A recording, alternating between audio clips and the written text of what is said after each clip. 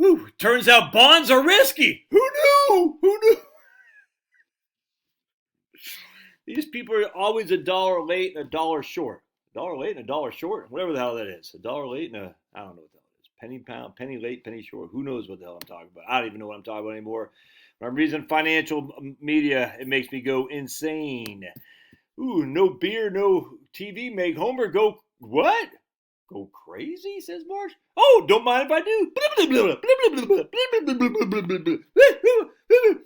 bat, give me the bat, Marge. You know what I'm talking about. You know what I'm talking about. Give me the bat, give me the bat.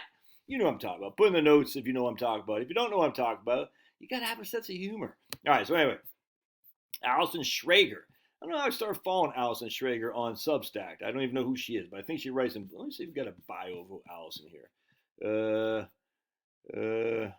She talks about Ken Rogoff, my favorite podcast, some good thoughts on the currency from Richard Clarida.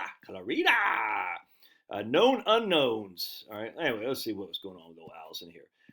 Turns out bonds are risky. The world wakes up to our new reality and freaks out. This is just written today. Wait, what? We didn't know bonds are risky after 2022? What the hell are you talking about, Allison? I don't know who this person is, but somehow I guess I liked her at some point because I started following her.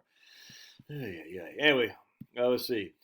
Maybe we shouldn't try to be China, she says. Blah, blah, blah. Okay, hold on. We're going to skip through that. When was a 10-year treasury risk-free? It is risk-free.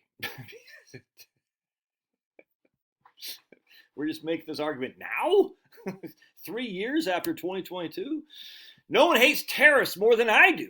But some of the commentary about how bad they'll be them is starting to sound a little unhinged. I completely agree with that. So hats off to you, Allison. Hats off. Many aspects of the American economy are still exceptional. Yeah, because we're freaking Americans, dude. Americans crush. That's why America is a people. It's not just dirt. It's a people who come here to crush. We want immigrants who come here to crush. We don't want immigrants who come here to leech. No, go back to Somalia. Go back to freaking Poland. Go back to Ireland. I don't give a crap where you're from. If you're coming here to leech, get the hell out. If you're coming here to crush, come on and crush, baby. We love you.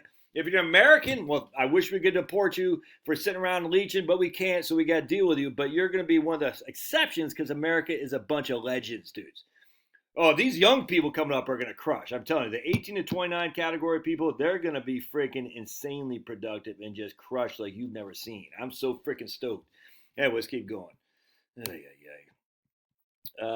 Many aspects of the American, we are not emerging markets. We still issue the world's risk-free asset. Exactly. I agree with concerning that the 10-year yield went up while the stock market fell, the dollar depreciated. But the 10-year goes up, the yields go up because the price is dropping. I mean, so when the price is dropping, what? Okay, I don't get it. I mean, that would make sense that the price would drop while the dollar is depreciating. That seems to make sense. People are going to, the dollar's going down in value.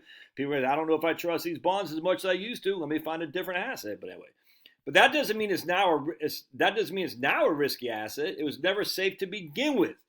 There's always been a risk in American bonds. Now she's saying American bonds. Is that she conflating that with U.S. or corporate bonds? We've been spending like crazy. Inflation returned even before the trade war. What? And bonds tend to mean revert. Mean revert. Bonds, that's what I've been trying to say. But at the end of the day, we know what happens with a bond. Let me just draw it out for you guys because I'm just a caveman. We know why. Woohoo! Nelly. All right, so we got a 10-year bond. All right, it issues at 1,000. It matures at 1,000. You get 4% a year in between. That's how it works.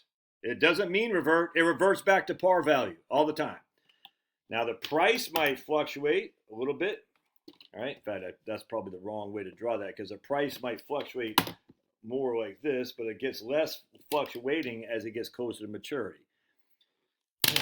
So mean reverting, the bonds don't have a mean. The mean is the par value. So they're always going to be mean reverting, going back to par. Anyway, since when was a 10-year bond safe? It's always been safe. The U.S. government's never gone to fall, at least in the modern era since the Fed. Oh, the evil Fed, Jerome Powell. The yield spike at the end of last month may have been a simply unwinding, not the end of the king of dollar or the treasury market, at least for now. What What the yield spike? What are you talking about? Let's take a gander. The 10-year Treasury starting in the month went from 4.0 right there on April 4th. It was 3.985 and went all the way up to 4.493. 4.493. So basically went up 50 basis points off of 4.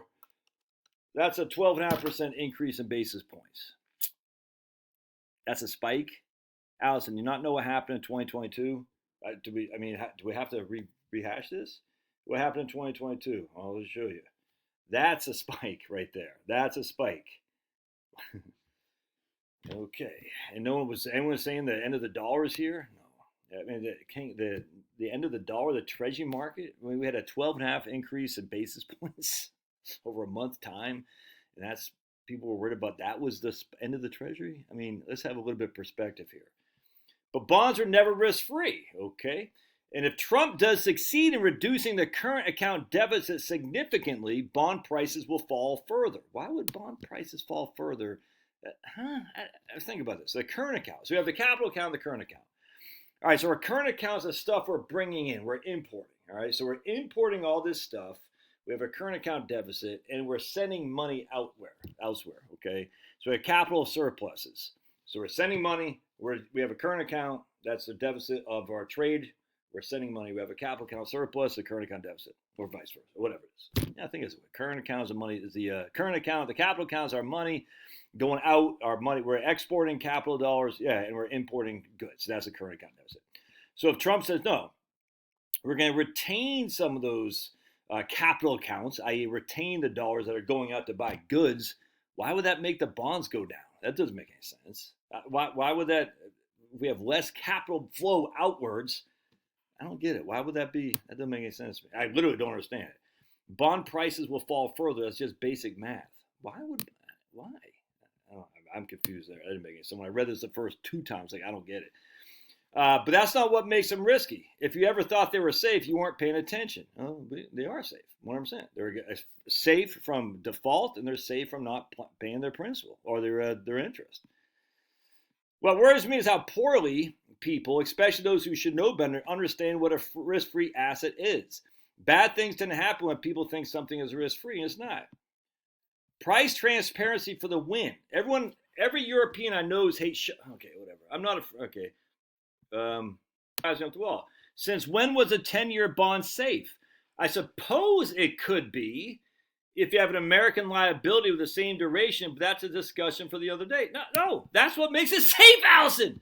What makes a 10-year bond safe is that they will never default and never not pay their interest. That's inherently what makes it safe. You're just poo-pooing this I suppose if you have an American liability with the same duration. What? You are guaranteed to get your principal of the initial par value, the date of issue.